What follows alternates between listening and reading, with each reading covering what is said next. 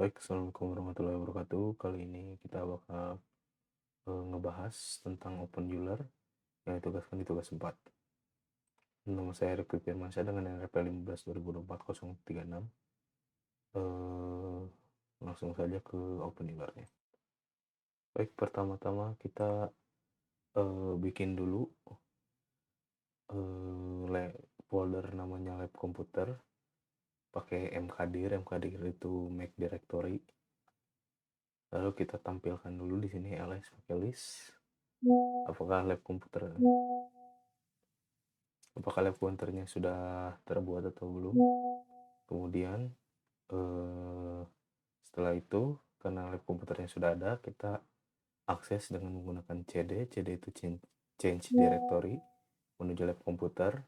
Lalu dalam lab komputer itu kita bikin lagi 3 folder baru, namanya itu kelas A, kelas B, dan juga arsip. Terus kita tampilkan dulu menggunakan list. Baik, lanjut. Kita akses dulu folder kelas A, kemudian kita bikin menggunakan touch laporan 1.txt, laporan 2.txt, dan laporan 3.txt. Kemudian kita ls dulu list untuk menampilkan dulu laporan 1, laporan 2, sama laporan 3-nya. Kemudian kita menggunakan cd titik-titik untuk kembali ke parentnya. Terus dengan cp itu copy semua file dari kelas A ke kelas B. Kemudian kita cd lagi ke kelas B, terus kita ls lagi untuk lihat apakah benar tercopy atau enggak. Kemudian kita pindahkan dari kelas A ada laporan 3.txt menuju arsip dengan mv kelas A / laporan 3.txt spasi arsip / terus kita lihat dulu ke arsipnya dengan melihat dengan mengetik change directory arsip atau cd arsip. Lalu kita menggunakan ls untuk melihat apakah ya benar laporan 3 sudah pindah ke arsip atau belum. Ternyata sudah.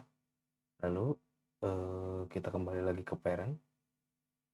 Kemudian kita akan mengganti nama laporan 3 menjadi laporan fix dengan mv kelas B / laporan 3.txt spasi kelas B / laporan fix.txt. Jadi di mv ini kita bisa mengganti nama sebuah file dengan cara memasukkan nama lama kemudian mengganti dengan nama baru, kayak laporan 3.txt jadi laporan fix.txt. Kemudian kita lihat ke direktorinya kelas B dulu lagi, terus kita lakukan ls, dan ternyata laporan 3 sudah berganti menjadi laporan fix. Oke, terus di file arsip kita bikin catatan.txt, get touch spasi catatan.txt, ls, terus di catatan.txt nya tuh kita mau kasih catatan, jadi kita pakai cat terus pakai tanda panah gitu, catatan.txt. Isinya itu laporan praktikum minggu pertama, terus kita enter lalu Ctrl D untuk save-nya. Kemudian untuk memunculkan si isian dari catatan.txt itu kita menggunakan cat spasi catatan.txt.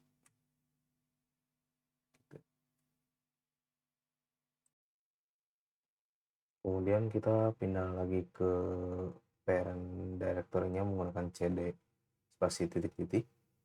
Lalu kita akan menghapus laporan 1 dan laporan 2 dari kelas A.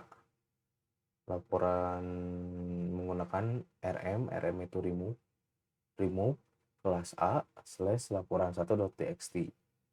Kemudian kita di sini kita sudah di ls, nanti hanya tersisa laporan 2. Kemudian kita tadi mau coba langsung hapus ternyata tidak bisa. Jadi kita hilangkan dulu laporan 2-nya menggunakan remove juga sama rm kelas A / laporan 2.txt. Habis itu laporan 2-nya sudah hilang, hanya directory kosong saja bernama kelas A. Kita hapus directory-nya menggunakan rmdir kelas underscore A.